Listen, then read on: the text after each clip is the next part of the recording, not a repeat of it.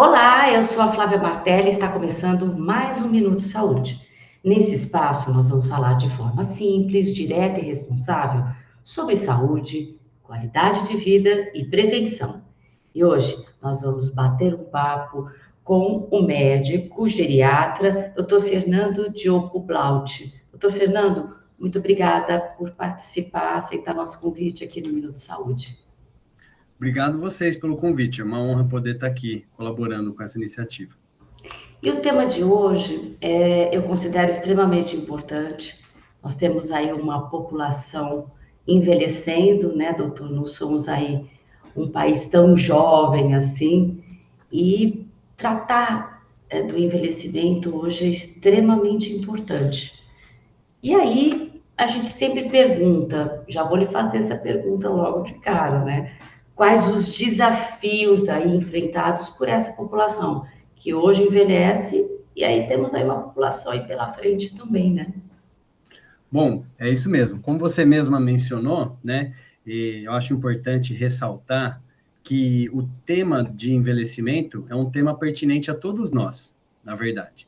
Porque todos nós estamos envelhecendo desde o momento em que a gente nasceu. Desde que a gente se conhece por gente, nós estamos envelhecendo. Acontece que hoje, né, nós temos aí aproximadamente 30% da população acima de 60 anos, né? Em 30 anos, esse número vai dobrar. E isso vai acontecer de uma forma muito rápida, está acontecendo de uma forma muito rápida no nosso país. Então, a nossa população, ela envelhece mais rápida do que outros países. Então, a gente entende que se nós não nos prepararmos para isso, vamos ter sérios problemas, né? No nosso país, que existem muitas desigualdades, existe muita desigualdade social, existe muitas complicações políticas e sociais, o envelhecimento vai ser um tema relevante que terá que ser discutido nos próximos 30 anos. Respondendo diretamente à sua pergunta, né, a gente tem vários desafios. Eu colocaria aqui, o primeiro deles é o idadismo, ou etarismo, como alguns conhecem. Isso é o preconceito a qualquer tipo de idade, né? Seja uma idade inferior à sua ou maior do que a sua. Então, realizar um preconceito a alguma pessoa devido à sua idade. Isso é idadismo. Está inerente na nossa sociedade, na maneira com a qual a gente vê e enxerga as coisas, uma vez que a nossa sociedade ela valoriza muito a juventude, a rapidez, ela valoriza coisas, né? Ela valoriza valores que o idoso muitas vezes não tem, que o idoso muitas vezes perde. E diante disso, ele é enxergado pela nossa sociedade como alguém que deveria ser deixado de lado da sociedade, alguém que não é mais produtivo, alguém que não tem mais um papel ativo na sociedade, alguém que não tem mais nada a colaborar, né? Então, isso é um dos primeiros desafios que eu vou citar, né? Eu chamo, isso é o idadismo, a maneira com a qual a gente enxerga aquela pessoa que é diferente da gente apenas por ter uma idade diferente da nossa, né? Existem vários outros desafios também, como a dificuldade de acesso, a dificuldade de acessibilidade e mobilidade nas nossas cidades, nos nossos locais, né?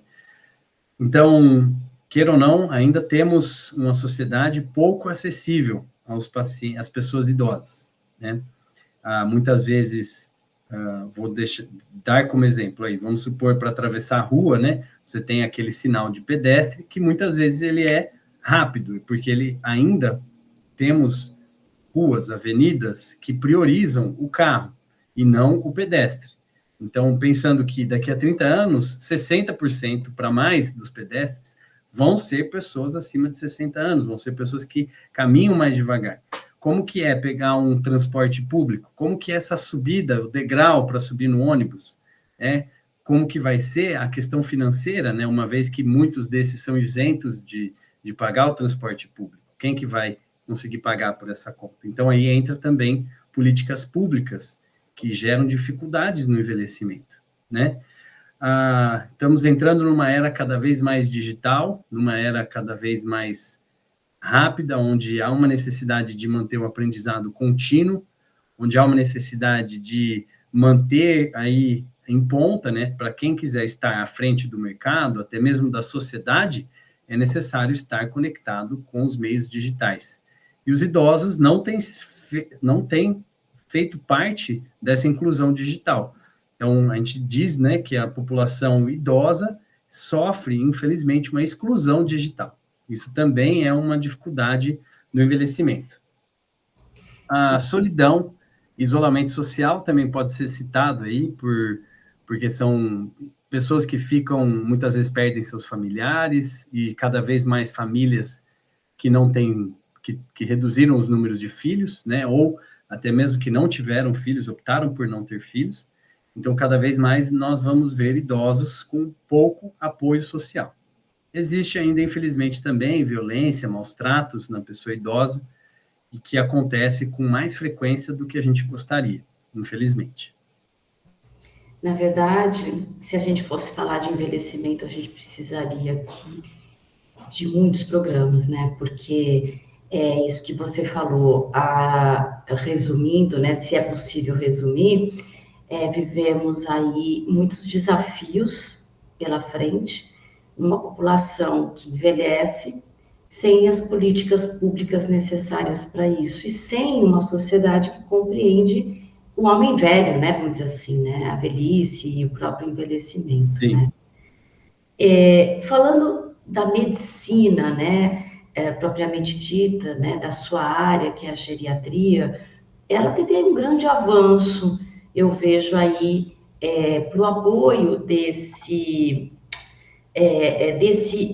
idoso, né? A gente tem algumas pessoas aí que eu escuto falar, não é para falar mais a terceira idade ou a melhor idade, né?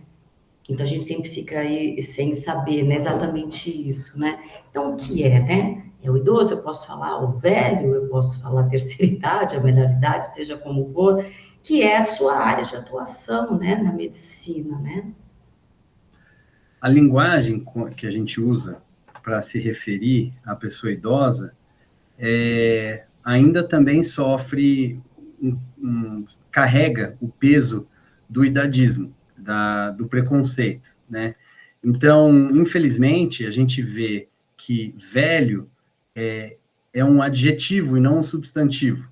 Então, a gente chama, quando a gente fala velho, a gente está caracterizando alguém, né? A gente está dando um adjetivo de uma pessoa que não está de acordo com a sociedade. Ela é lenta, ela é velha, né? E diferente de criança, diferente de adulto, adulto é um substantivo, eu me refiro a alguém, ele é uma criança, então eu estou me referindo a uma certa faixa etária. Quando eu falo velho, eu estou me referindo a um adjetivo, estou categorizando. Então, realmente, a maneira com a qual a gente fala e se refere aos idosos, infelizmente, ainda traz um peso preconceitual, né, junto a isso. Então, assim, para dar alguns exemplos que a gente podia usar, né, eu vou colocar aqui algumas frases mais comuns que a gente muitas vezes usa, né, que a gente podia repensar isso, né, nessa questão. Então, por exemplo, nossa, você não aparenta a idade que tem, né? Como se ter a idade que a pessoa tem, ser idoso, fosse algo ruim. Puxa, não tem problema ela ser idosa. Qual o problema dela ter 70, 80, 90 anos, né? Ou às vezes, me desculpa, qual é a sua idade? Por que você precisa pedir desculpas para se referir à idade? Como se isso fosse uma coisa ruim ou pejorativa. Não é ruim envelhecer, né? E esse é o conceito que a nossa sociedade tem. Envelhecer é algo pejorativo, porque, infelizmente, vai contra os valores que a nossa sociedade prega, que é a juventude, a beleza, a sexualidade, a vitalidade, que chama. Então, tudo isso está referido à pessoa jovem e nunca à pessoa idosa, como se o idoso não tivesse direito de ter vitalidade, beleza, sexualidade. Então, infelizmente, a gente ainda carrega isso, né? Tem uma outra frase, nossa, como ela está lúcida, como você está lúcida, como se envelhecer fosse sinônimo de estar demente, né? Ou de perder a lucidez. Como se a pessoa, ela fica surpresa por um idoso manter uma conversa ou participar de uma questão social. Então, todas essas frases são alguns exemplos, né, para exemplificar como a gente ainda carrega essa conotação preconceituosa no nosso linguajar. Então, respondendo a sua pergunta, sim, a gente, acho que também vai muito da pessoa com a qual a gente está falando, né, com a qual a gente está se referindo, mas sempre tendo muito respeito à vida que essa pessoa teve, né, não minimizar, não infantilizar essa pessoa, como muitas vezes acontece, né, o dedinho, não necessariamente chamar de vô ou vó, aquela pessoa que não é seu avô ou sua avó, às vezes ela não quer ser chamada assim, tentar não categorizar essa pessoa num adjetivo ou alguma coisa que possa ser pejorativo para ela, né? Simplesmente ela é uma pessoa vivendo na fase de vida dela e ela tem o direito de exercer, de manifestar isso da forma com a qual ela quiser. Então, é um tema que também daria muitas outras discussões aí para a gente conversar. Nossa, com certeza. Eu estou aqui já pensando e falando assim, não vou conseguir fechar com ele o tema, acho que eu vou ter que convidar ele aqui muitas vezes para falar isso, porque realmente, né, a abordagem, ela é longa e tem muitas frentes para você falar, desde a questão do preconceito, desde a questão das políticas públicas, enfim, e desde como a gente trata o idoso até na nossa linguagem, não é mesmo? No seu consultório, como você lida no seu dia a dia nessa questão de, vamos dizer assim, fazer com que a velhice tenha a sua autonomia, né, e os seus pacientes possam aí quebrar, né, os paradigmas aí da velhice, porque eles têm que enfrentar muitas coisas, né? Sim. Você trouxe um ponto importante que é a independência, ou que a gente chama de funcionalidade, né? Não sei se vocês sabiam, mas estamos atualmente, a Organização Mundial de Saúde definiu que a década de 2020 a 2030 vai ser a década do envelhecimento saudável, ou seja, existe uma preocupação por parte da Organização Mundial de Saúde em relação a esses desafios do envelhecimento, todos esses que eu mencionei previamente, sejam eles políticas sociais, sejam eles acesso à saúde, desigualdade social, acessibilidade, inclusão digital. Então, são todos temas que vêm preocupando, sim, a Organização Mundial e os países que estão em crescimento, né? Então, o primeiro passo nessa iniciativa global foi definir o que é envelhecer com saúde, né? E eles chegaram num ponto que envelhecer com saúde é envelhecer com funcionalidade. E depois definir o que é funcionalidade. É ser, para que o idoso possa ser e fazer o que ele quiser, né? Para isso, ele tem que ter o básico, ele se manifesta de formas básicas, tendo mobilidade, tomando decisões, fazendo parte da sociedade, mantendo relacionamentos, e tendo o básico, né, suas necessidades básicas de água, luz, enfim. Então, isso tudo se manifesta na funcionalidade. Eu, como médico, eu consigo ajudar numa pequena parte dessa funcionalidade. Eu consigo melhorar a capacidade intrínseca desse paciente para que ele consiga atingir essa funcionalidade, né? Então, eu faço atendimento domiciliar, eu vou até a casa das pessoas, né? Quando elas me chamam, eu atendo o paciente em casa.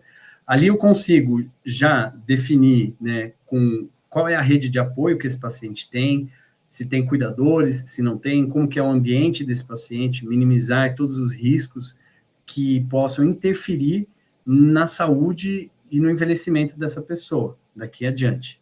Então, como médico, a gente consegue identificar os fatores de saúde que vão atrapalhar nessa funcionalidade, que de alguma forma podem prejudicar o andamento dessa funcionalidade. Então, alguma doença para que ele não venha a ter um AVC, por exemplo, e piorar essa funcionalidade, ficar dependente de alguém. Mas só isso não basta, né? Exige um trabalho em conjunto com outros profissionais multidisciplinares, né? Também com medidas públicas, políticas, e muito também com a família, de mudar o ambiente onde esse paciente está. Então, respondendo a sua pergunta, eu faço uma parte que é importante, que é o gerenciamento da saúde. Então, eu gerencio toda a saúde, todas as comorbidades, todos os remédios que o paciente tem e os cuidadores que estão ali, que estão ali no gerenciamento da saúde desse paciente. Então, é isso que eu faço. Infelizmente, eles acabam me procurando numa fase já muito avançada também, né? Existe também esse preconceito de ir ao médico geriatra. Quando eu falo que eu sou geriatra, a primeira coisa que eu escuto, na maioria das vezes, é assim, de pacientes idosos, acima de 60 anos. Graças a Deus, eu ainda não tenho idade para ir no seu consultório.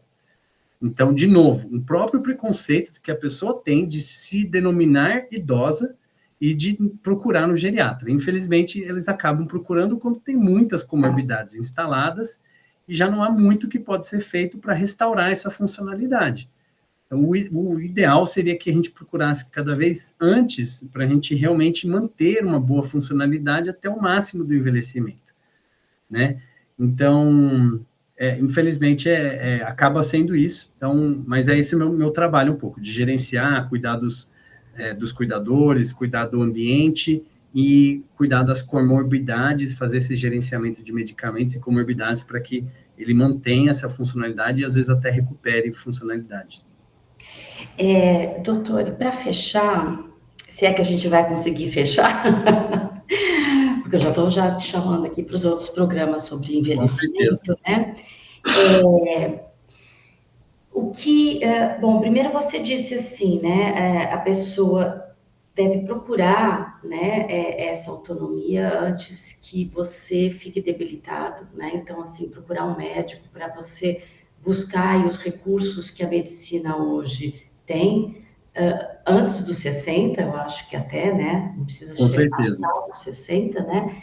Mas aí, hoje, a medicina tem muitas coisas para oferecer, né? Para melhoria.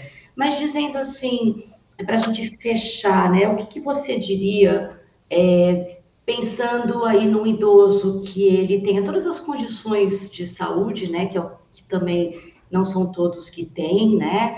E aí a gente seria um outro programa sobre a questão de acesso à saúde, mas pensando assim, um idoso que tenha condições de ir ao médico, que tenha condições financeiras aí, o que você diria para ele, ter um futuro, né? O que você faria? Fala, olha, daqui a 10 anos você vai ter 70 anos, o que você faria para ele? Certo. Eu sou professor e coordeno a residência de clínica médica. Então, quando os residentes ou os alunos às vezes falam, você gosta que eu faça de tal coisa, o que você faria, o que você pensa? Eu sempre respondo assim, não é o que eu faria, não é o que eu acho, é o que a ciência diz, né? E é isso que um professor tem que passar. Eu não faço as coisas, eu não dou um conselho para um paciente baseado na minha opinião. Eu falo baseado no que a ciência diz.